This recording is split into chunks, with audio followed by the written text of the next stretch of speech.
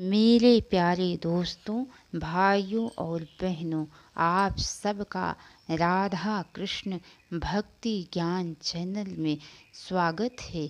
आज मैं आप सबको शिव महापुराण की कथा सुनाने जा रही हूँ, जिनकी कथा बड़ी ही अच्छी और बड़ी रोचक है, जिनको सुनने से भगवान भोलेनाथ बड़े ही प्रसन्न होते हैं। तो बोलिए, विघ्नहर्ता गणेश भगवान की जय, उमापति महादेव की जय।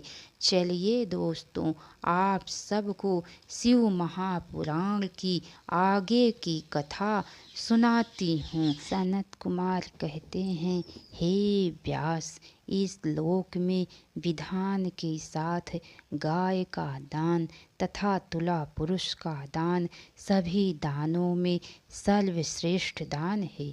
इसे करके मनुष्य वध आदि से होने वाले सभी पापों से छुटकारा पाता है। नरक प्राप्ति कराने वाले असत कर्मों का वर्णन एवं शिव नाम स्मरण की महिमा। इसके बाद ब्रह्मांड दान का महात्म्य एवं ब्रह्मांड का वर्णन करके सनत कुमार जी बोले, हे व्यास, जो मनुष्य ब्राह्मण देवता एवं गौओं के पक्ष को छोड़कर अन्यत्र झूठी गवाही कराता है अथवा मिथ्या भाषण कराता है, वह रौरव नरक में जाता है। भ्रूण गर्भस्थ शिशु की हत्या करने वाला, सुवर्ण चुराने वाला, गायों को चरने से रोकने वाला, विश्वासघाती, सुरापान करने वाला, ब्राह्मण का वध करने वाला, दूसरे के द्रव्य को चुराने वाला तथा इनका साथ देने वाला और गुरु माता गौ तथा कन्या का वध करने वाला मरने पर तप्त कुंभ नामक नरक में जाता है। जो ब्राह्मण अंत्यज से सेवा कराता है, नीचों से प्रति ग्रह ग्रहण करता है, यज्ञ के अनाधिकारियों से यज्ञ कराता है एवं अभक्ष्य वस्तुओं का भक्षण करता है, ये सब रुधिरौघ पूयवाह नामक नरक में जाते हैं। जो मनुष्य वन वचन तथा कर्म से वर्ण आश्रम धर्म के विपरीत आचरण करते हैं, वे नरक में गिरते हैं।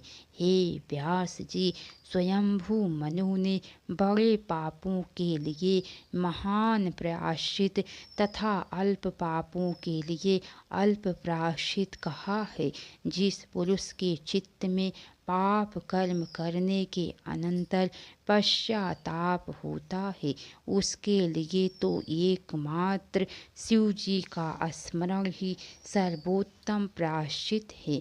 हे व्यास, नरक और स्वर्ग ये पाप और पुण्य के ही दूसरे नाम है। इनमें एक तो सुख देने वाला है, दूसरा दुख देने वाला है। ये सुख दुख तो मन के ही विकार हैं, ज्ञान की परब्रह्म है।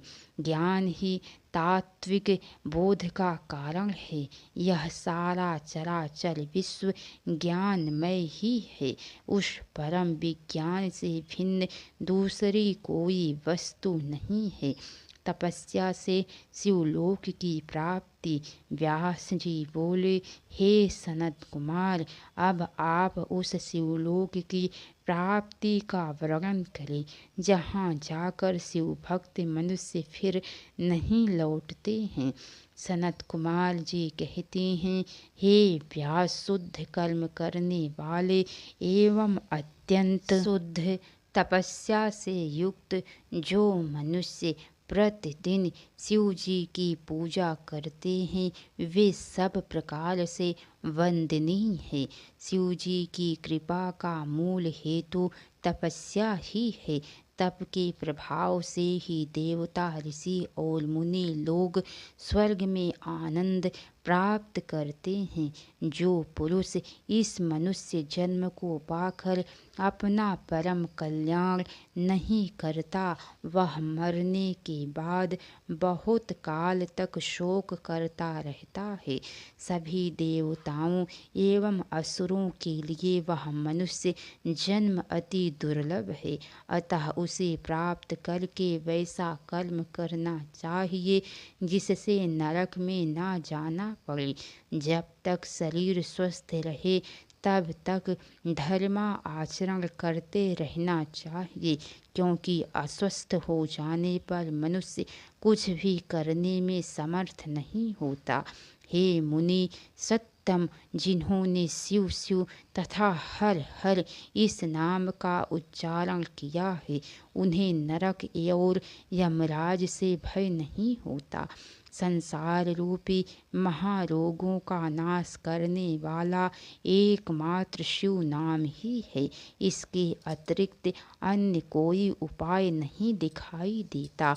मूर्ख प्राणी अधर्म का आचरण करने से हजारों जन्मों तक जन्म मरण के चक्र में घूमता रहता है और उसी अधर्म के कारण अंधकार में पड़ा रहता है।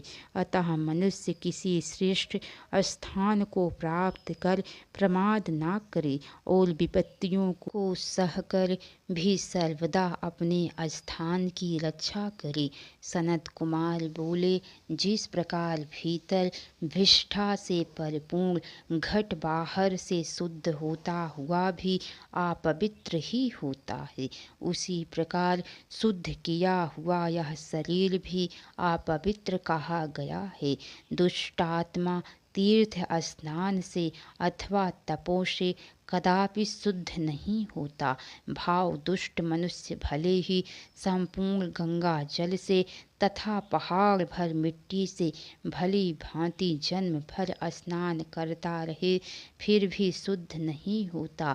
गंगा आदि तीर्थों में मछलियाँ तथा देवालयों में पक्षी नित्य निवास करते हैं, किंतु वे भावहीन होने के कारण फल नहीं पाते।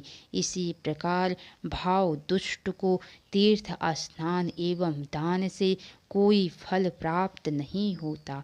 ज्ञान रूपी निर्मल जल से और वैराग्य रूपी मृत्तिका से मनुष्य के अविद्या रूपी मल मूत्र के लेप की दुर्गंध दूर हो जाती है। बुढ़ापे से ग्रस्त हुआ मनुष्य असमर्थ रहता है, अतः यौना अवस्था में ही धर्मा आचरण कर लेना चाहिए।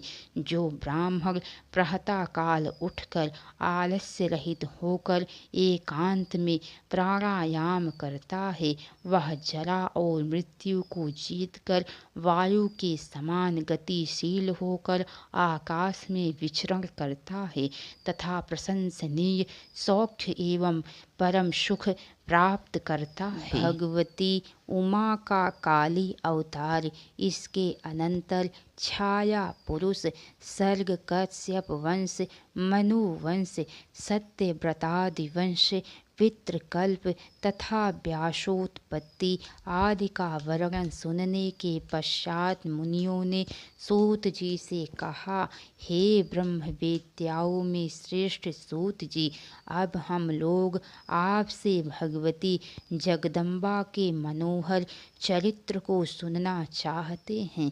पर ब्रह्म महेश्वरी की जो सनातनी आद्या शक्ति हैं, वे ही त्रिलोकी को उत्पन्न करने वाली हैं, पराशक्ति हैं। उनके दक्ष कन्या सती तथा हेमवती पार्वती, ये तो अवतार हमने सुने। हे महामते, अब आप उनके अन्य अवतारों का वर्णन कीजिए। सूत जी बोले, जो मनुष्य देवी को छोड़कर दूसरे देवताओं की शरण लेता है, वह मानो गंगा जी को छोड़कर मरुस्थल के जलाशय के पास जाता है।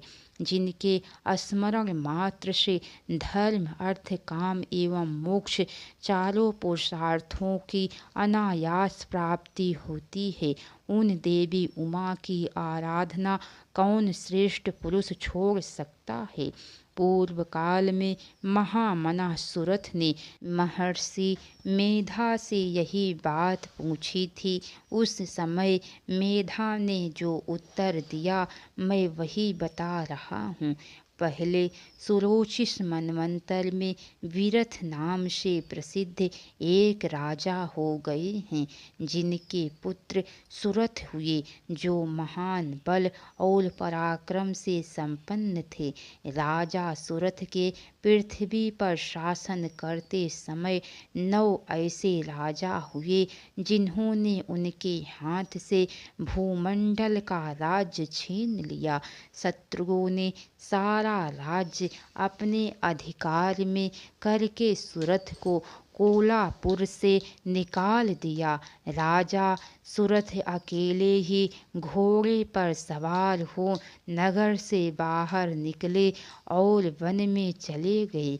वहाँ उन्होंने एक श्रेष्ठ मुनि का आश्रम देखा, जहाँ वेद मंत्रों की ध्वनि गूंज रही थी तथा सभी जीव जंतु शांत भाव से रहते थे। वहाँ जाने पर मुनीश्वर मेधा ने मीठे वचन तथा भोजन और आसन द्वारा नरेश का आदर सत्कार किया। इसके आगे की कथा दोस्तों आप सबको कल सुनने को मिलेंगी। तो कैसी लगी कथा लाइक करके कमेंट बॉक्स में ज़रूर बताइएगा। तो बोलिए हर हर महादेव। अब तक की सारी वीडियो देखने के लिए आप सबको बहुत बहुत धन्यवाद। राधे राधे दोस्तों कथा में जहाँ कहीं भी कुछ भी गलती हुई हो तो उसके लिए आप सब क्षमा कीजिएगा। आप सबसे मैं बारंबार क्षमा मांगती हूँ। तो बोलिए दोस्तों राधे राधे।